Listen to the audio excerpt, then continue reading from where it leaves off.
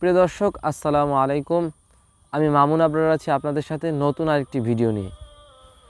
রিজিকের মালিক আল্লাহ, এই কথাটি আমরা কতটুকুই বা বিশ্বাস করি আর কতটুকুই বা আমাদের জীবনে এর বাস্তবায়ন করতে পেরেছি।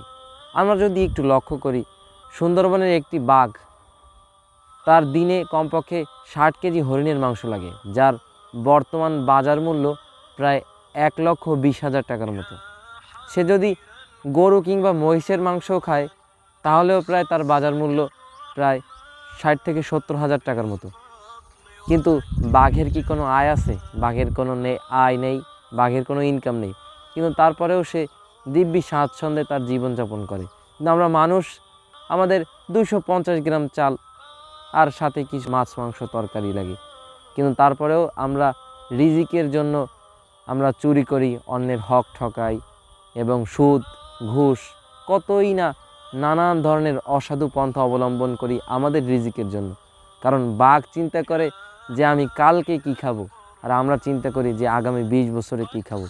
তাই আসুন আমরা ভরসাটা আল্লাহর উপরে করি এবং হক পথে হালাল ইনকাম করার চেষ্টা করি, যাতে করে মানুষের হক ঠকিয়ে আমাদের না খেতে হয়।